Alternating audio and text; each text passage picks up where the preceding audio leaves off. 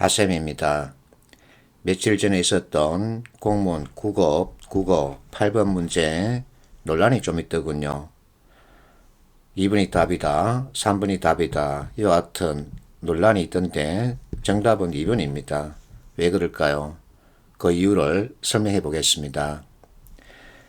자, 이번 문제에 대해서 많은 분들이 분석을 했던 모양인데 최고 난도 가장 어려웠던 게 8번 문제라고 하더군요.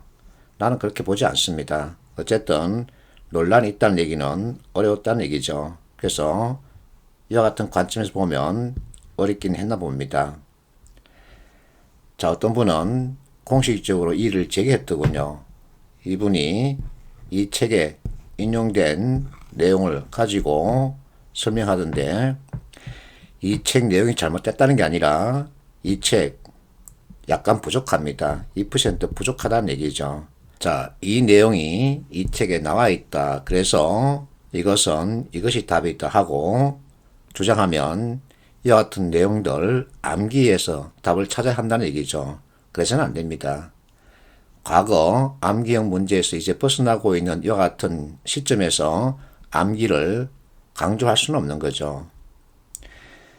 자, 8번 문제 보겠습니다. 이 문제에서 짚어야 할 포인트는 설득이라는 표현이죠. 상대방을 설득하기 위한 내용 전개입니다. 그러면 이 글은 논설문이죠. 이것을 먼저 잡아야 되는 거죠. 자, 의사소통, 목적은 무엇일까? 이와 같은 말과 글, 제스처, 이와 같은 표현을 통해서 전달, 상대방 이해시키고 이제 설득하는 겁니다. 궁극적인 목적은 설득이죠.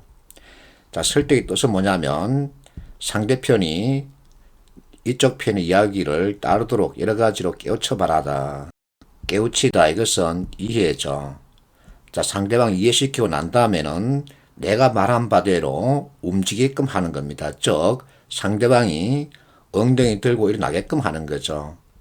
그런데 내가 말한다고 상대방이 움직이느냐? 그렇지 않습니다. 잘 안 움직입니다. 그래서 떡을 제시하면서 움직이게끔 만들려고 하는 거죠. 이게 설득입니다. 상대방이 내가 말한 바대로 엉덩이 들고 일어나서 움직이게끔 하겠다는 것이 의사소통의 궁극적인 목적입니다. 그럼 이제 논설문 전개 방식에 대한 이해가 있어야 되겠죠. 논설문은 대개 서론에 문제 또는 이슈를 제기하고 때로는 대안을 제시하는 내용까지를 서론이라 그럽니다.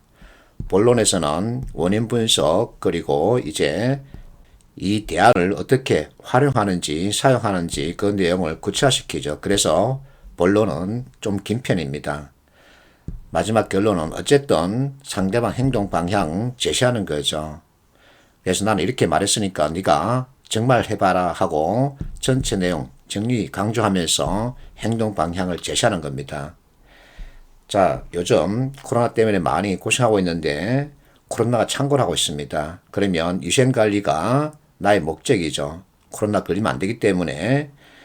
자, 그러면 타깃. 자, 코로나는 전염병이기 때문에 입을 통해서, 코를 통해서 전파되죠. 그러면 이 입을 가려야 합니다. 가리는 솔루션은 뭘까요? 마스크죠. how, 어떻게 해야 될까? 외출 시 항상 착용해라. 자, 그리고 두 번째, 손을 자주 씻어야 됩니다. 왜냐하면 손 가장 많이 사용하죠. 그래서 타깃은 손이고 솔루션은 비누죠. 아니면 세척제 또는 살균 세척제 이와 같은 것들이죠. 자, 자주 깨끗이 씻어라. 이렇게 행동 방향을 제시하는 거죠. 자, 이 문제와 관계를 가지고 있는 의사소통의 목적에 대해서 살펴봤습니다. 그러면 이제 답찾기 해보겠습니다.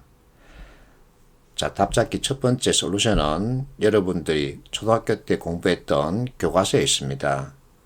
교과서가 논설문의 특성에 대해서 이렇게 설명해 놓고 있죠. 자, 서론, 문제 상황과 글쓴이 주장을 밝힌다. 여기서는 1번에 대한 얘기죠. 주의나 관심, 환기한답니다. 이게 이슈죠. 그래서 이슈를 던지고 나서 이 이슈에 대한 나의 주장을 제시하는 거죠. 그러면 자, 여기서 주장은 앞에서 봤던 대안이죠. 이 대안, 걸선이는 무엇으로 던지고 있을까 하고 살피는 겁니다. 그러면 3단계에 해당되는 거죠. 주장에 이어서 그 주장을 뒷받침하는 이유 근거를 제시하죠.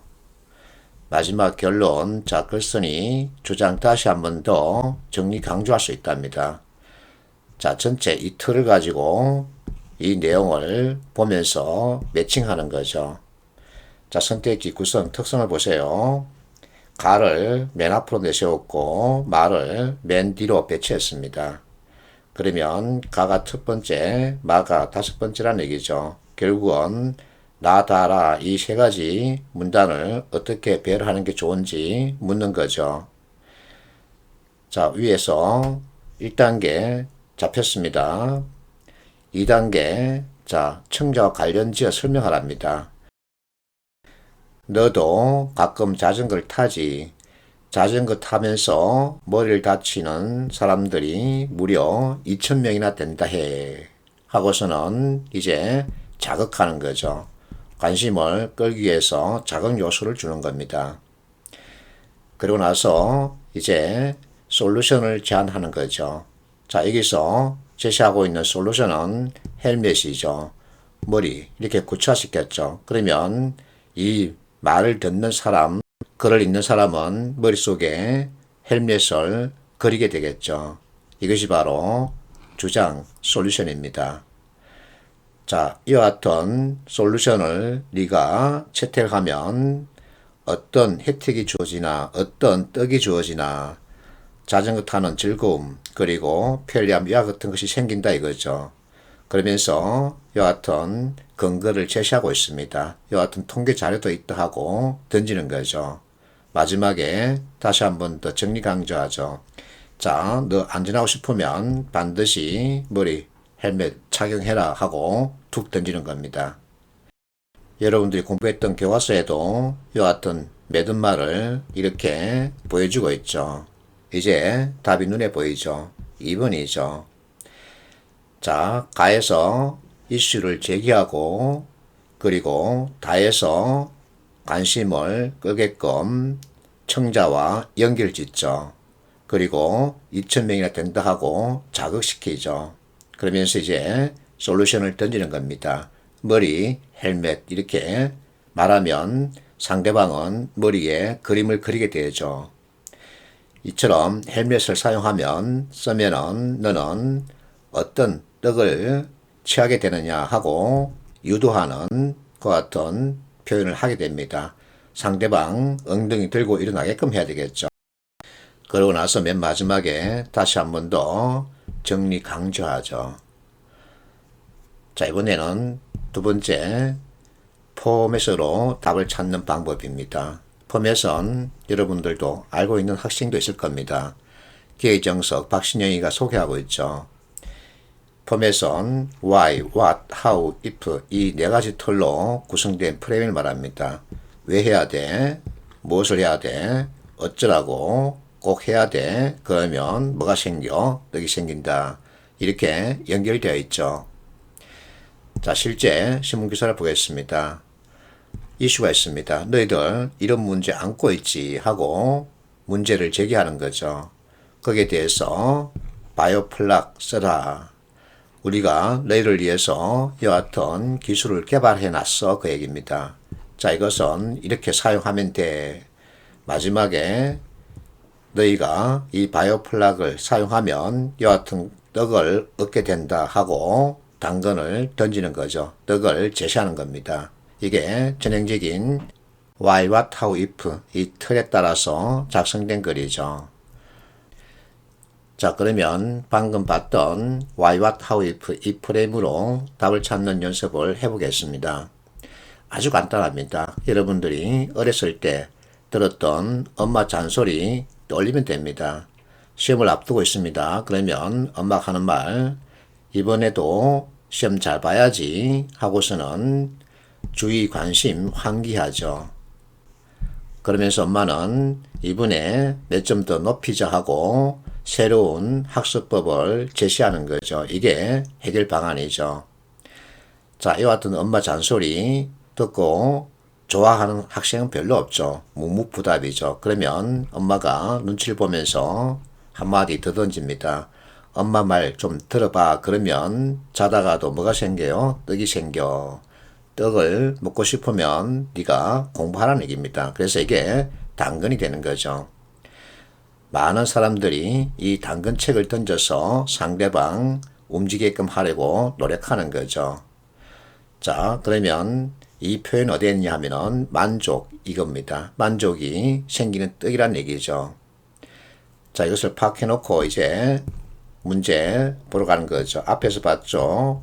가가 맨 처음이고 마가 맨 마지막입니다. 그러면 나다라. 자, 나 여러분 헬멧을 착용하면 머리 딱 잡혔죠.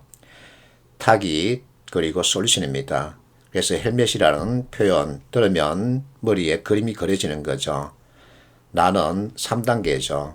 연결해 놓고 자, 여러분들도 자전거 타는 경우가 있을 거야. 그런데 2,000명이나 되는 사람들이 자전거 타다 다쳐서 많이 아프대 하면서 관심을 더 끌어오게끔 자극시키는 거죠. 그래서 2단계가 다 하고 연결되는 겁니다. 그리고 라를 보세요. 자, 만약 한다면 자, if와 연결되죠. 어떤 떡이 주어지느냐, 즐거움, 편리함, 이와 같은 것을 얻을 수 있다는 얘기입니다. 그러면서 구체적인 통계 데이터 이렇게 제시하는 거죠. 이게 근거가 되는 거죠. 마지막, 자, 안전을 위해서는 헬멧, 머리 꼭 착용해야 돼. 짜스들 하고서는 전체 내용 정리 강조하는 거죠. 자, 이 책이 있습니다. 여기에 이와 같은 내용이 있습니다. 기대감을 주는 if 사고법, 이것을 잘 쓰라 이겁니다. 이게 떡이란 얘기죠. 떡을 제시해도 잘 움직이지 않습니다. 그래서 자꾸만 if 이렇게 된다면 너는 무엇을 얻게 될 거야 하는 내용을 구체적으로 자꾸만 보여줘야 된다 그 얘기입니다. 그래서 답은 2번이죠. 3번은 될 수 없습니다. 자, 이분이 이렇게 말하고 있습니다. 문제 해결 관련해서 문제인식, 자, 문제인식이죠. 주의, 관심, 환기한다. 이게 이슈.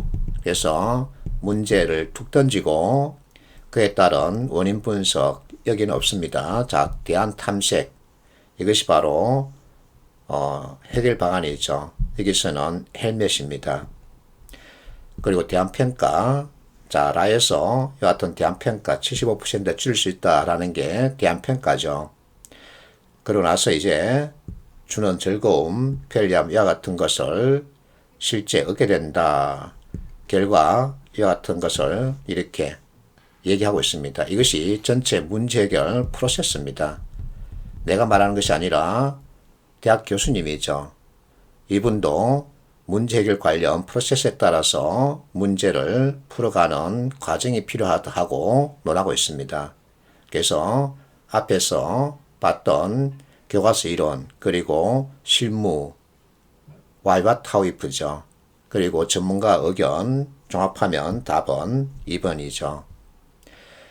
자, 앞에서 이 책에 대한 얘기 했었는데 이 내용이 잘못됐다는 거 아닙니다. 다만 2% 부족하다는 얘기죠. 그래서 이 책 내용을 가지고 출제자가 변형해서 출제했다면 아주 잘한 겁니다.